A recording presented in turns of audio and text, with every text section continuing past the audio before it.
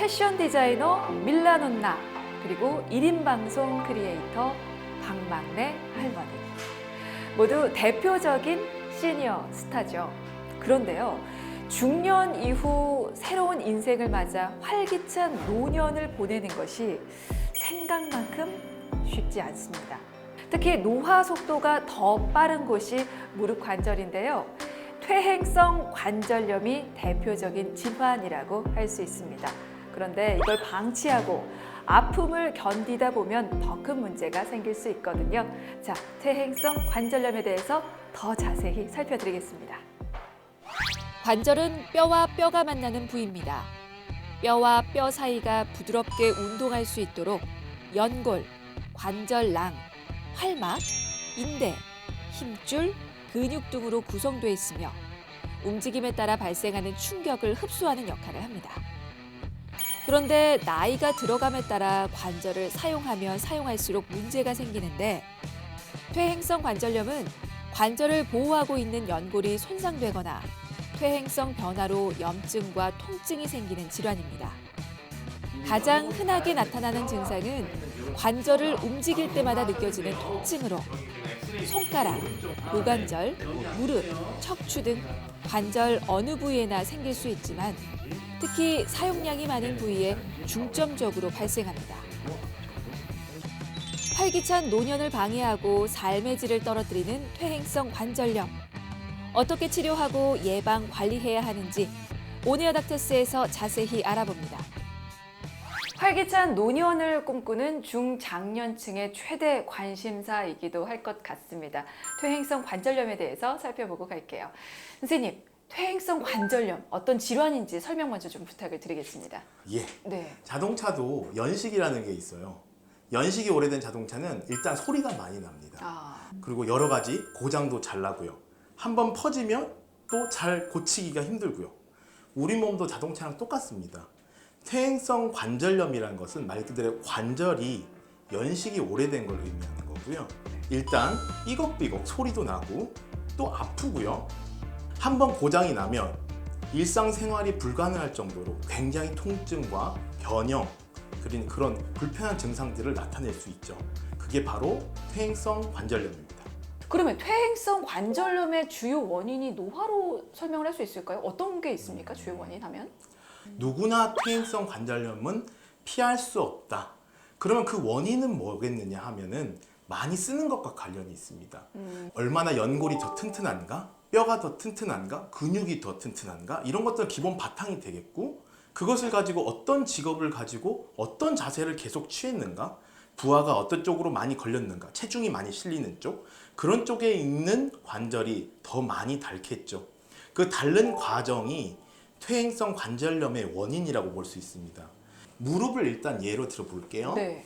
뼈와 뼈 사이에 이렇게 연골이 있습니다. 네. 그 뼈를 감싸고 있는 이 2mm 정도의 아주 매끈한 유리구슬 같은 게 연골이라고 볼 수 있어요. 네네. 많이 연골이 닳아있는 분들은 서서히 저 부분이 옷감처럼 이렇게 일어나면서 부풀레기가 생기고, 그 부분이 벗겨지고 부스러기가 떨어져 나간 상태에서 뼈까지 보이게 되는 그런 정도로 서서히 단계를 거쳐서 퇴행성이 진행이 되고요.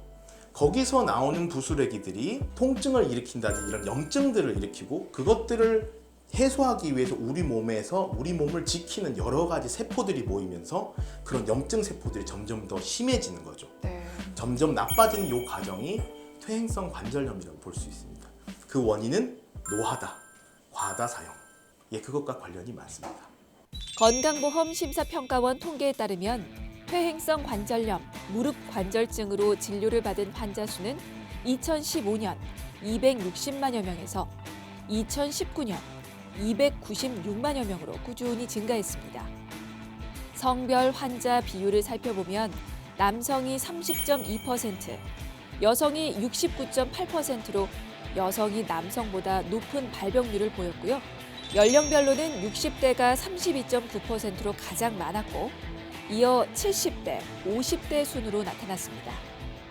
이 퇴행성 관절염 질환에 대해서 사람들의 관심이 높고 또 헷갈리는 정보 또한 굉장히 많은데요. 자, 이 시간 이 퇴행성 관절염에 대한 오해와 진실 팩트 체크하겠습니다.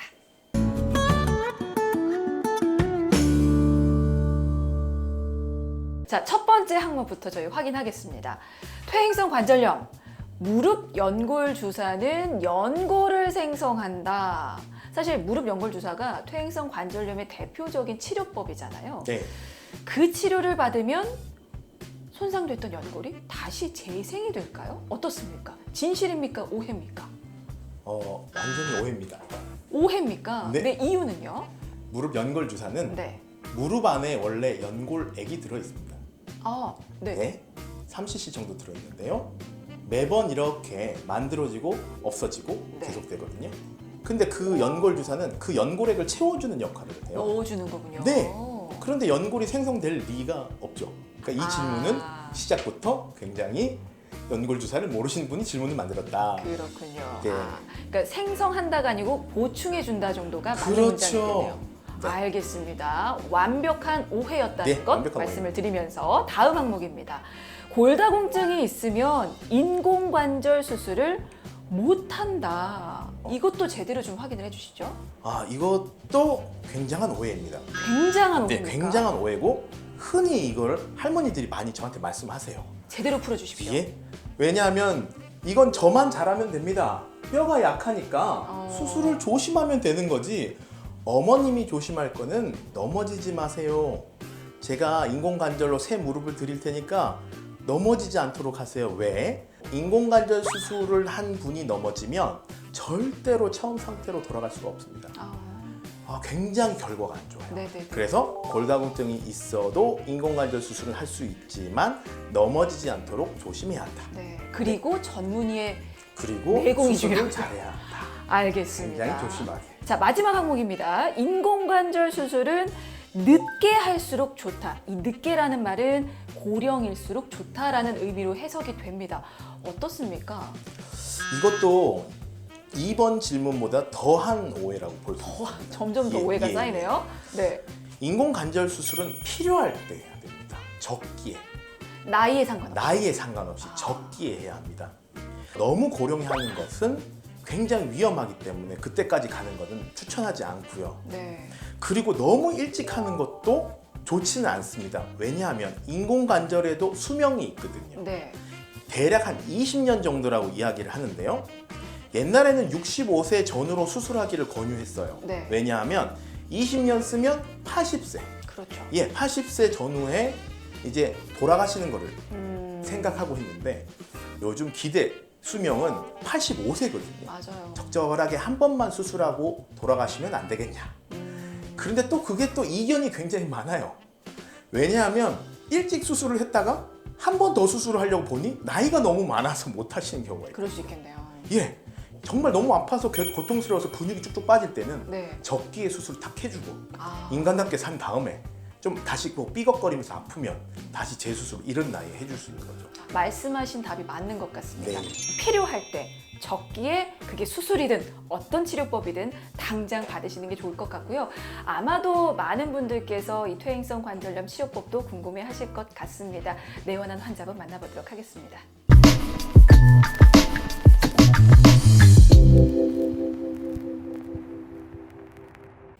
무릎 통증 원인 중 약 50%를 차지하는 퇴행성 관절염.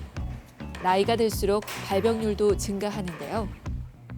퇴행성 관절염은 엑스레이나 MRI 같은 영상 검사로 확인할 수 있습니다. 영상 검사에서 관절에 연골이 닳아서 뼈와 뼈 사이가 특징적으로 좁아진 것이 확인되면 퇴행성 관절염으로 진단할 수 있는 거죠. 비수술적 치료는 단계가 있습니다. 처음에 기본적으로 약을 먹일 수 있죠. 약은 종류가 두 가지가 있는데요. 소염제하고 진통제가 있습니다. 소염제는 말 그대로 퇴행성 관절염을 통해서 염증이 발생한 것을 낮춰줘서 점점 더 퇴행의 단계가 깊어지는 것을 막아주는 것이고요.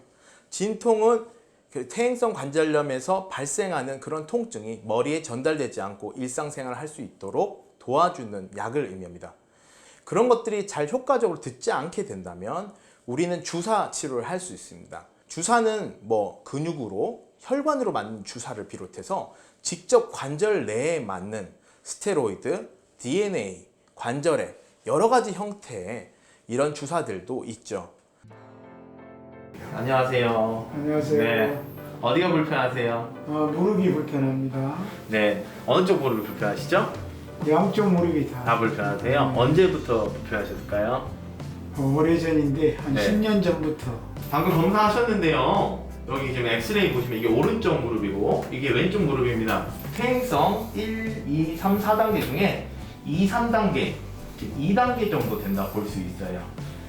퇴행성 관절염의 경우 무릎 연골의 손상 정도에 따라 1기부터 4기까지 진행 단계를 구분하고 그에 맞는 치료를 합니다. 사례 환자의 경우 연골 손상이 40% 미만인 2단계로 관절 간격이 좁아지고 무릎이 뻐근한 통증이 있는데요. 이때 통증과 염증을 완화하는 연골 주사 치료가 도움이 됩니다. 연골액을 대신해 무릎 관절을 부드럽게 해줘 연골 손상으로 인한 관절염의 진행 속도를 늦춰주는 효과가 있는데요. 하지만 이런 치료에도 3단계 이상 말기로 진행돼 통증으로 일상생활에 불편을 주는 정도가 되면 수술적 치료를 고려해야 합니다. 간단한 것은 무릎 안에 어떤 이물질이라든지 연골판, 연골들의 문제가 있을 때 특히 인대나 관절경이라는 것을 사용해서 간단하게 수술할 수 있습니다. 그런데 이런 것들이 너무 병이 더 깊어져서 병기가 좀 더 깊어지게 되면 중급 수술로 올라가게 되는데요. 우리 무릎 같은 경우에는 안쪽 부분이 더 빨리 닳게 되고 그렇게 되면 한쪽 타이어가 펑크나면 반대쪽으로 쓰게 되는, 즉 축을 돌려서 뼈를 잘라서 우리 몸의 축을 반대로 돌려서 안 터진 타이어를 사용할 수 있는 그런 절골술이 있고요. 또 고장난 부분을 새 걸로 바꾸는 부분 인공 치환술이라는 것도 있습니다. 치환이라고 하는 것은 뼈를 일정 크기로 자르고 그만큼을 다른 대체 치환물, 즉 쇠나 플라스틱 같은 걸로 채워 넣는 걸 의미하는데요. 그게 중급 수술이라고 할 수 있습니다. 마지막 막판 수술로는요, 우리 흔히 듣는 인공관절 수술, 그거는 전체 인공관절 수술을 의미하는데요. 무릎의 전체 부분을 전부 새 걸로 바꾸는 거죠. 보행과 일상생활을 위해 평생 사용해야 하는 무릎 관절. 퇴행성 관절염 예방과 관리를 위해서는 무엇보다 적절한 운동이 중요한데요. 통증 때문에 운동을 하지 않으면 근력과 뼈가 약화되고 이런 경우 점점 더 관절 사용이 어렵게 됩니다. 무리하지 않는 범위에서 꾸준히 운동을 통해 무릎 주변 근육과 인대를 강화해주는 노력이 필요하겠습니다.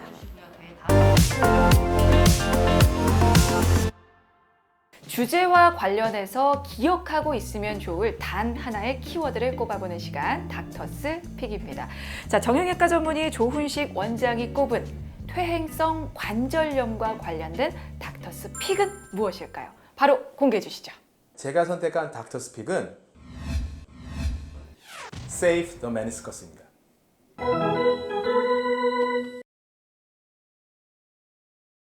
Save the Meniscus. 메니스커스가 뭐죠? 그리고 이 Save the Meniscus를 선택하신 이유도 좀 같이 알려주실까요? 메니스커스는 우리말로는 반월상 연골판이라고 부르는 우리 무릎에 연골과 연골 사이에 끼어 있는 쿠션입니다. 네. 자, 보시면 이 부분은 50대, 60대에서 자주 찢어지게 되고 그때 찢어져서 연골이 망가지게 되면 그 이후로부터 무릎이 급속도로 나빠져서 나중에 인공관절 같은 수술을 할 수도 있는 거죠. 반월상 연골판을 보존하고자 하면 계단 내려가는 것과 쪼그려 앉는 행동을 조심하셔야 합니다. 네. 또한 무릎의 연골판에 대한 수술을 조금 무분별하게 하는 것은 좋지 않은데요. 연골판을 잘라내는 수술을 하게 되면 그 무릎에 받는 압력이 굉장히 높아지면서 네. 무릎의 수명이 또 줄어들 수 있는 그런 또 나쁜 영향을 줄 수 있죠.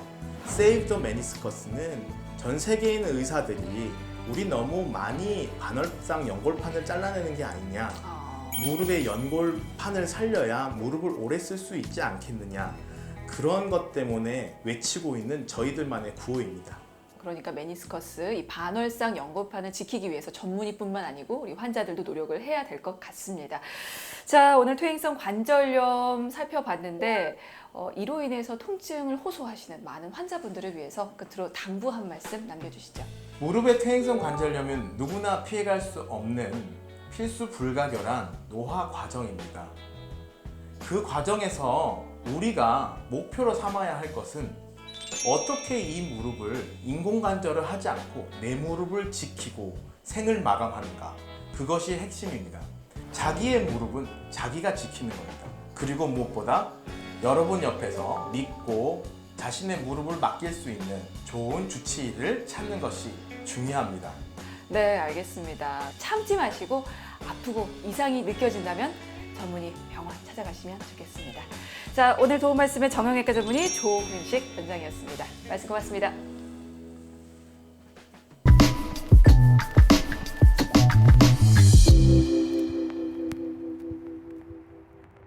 노화로 퇴행이 시작돼 손상된 관절은 안타깝게도 이전으로 되돌리기가 어렵습니다. 때문에 평소 체중 조절을 통해서 관절 부담을 줄이시고요. 그리고 근력과 유연성을 키우는 관절 운동 꾸준히 하시면 좋습니다. 더불어서 이 바닥에 쪼그려 앉는 등 관절에 좋지 않은 그런 생활 습관과 환경 반드시 피하시면서 퇴행성 관절염을 예방하고 관리하려는 노력을 기울이시기 바라겠습니다.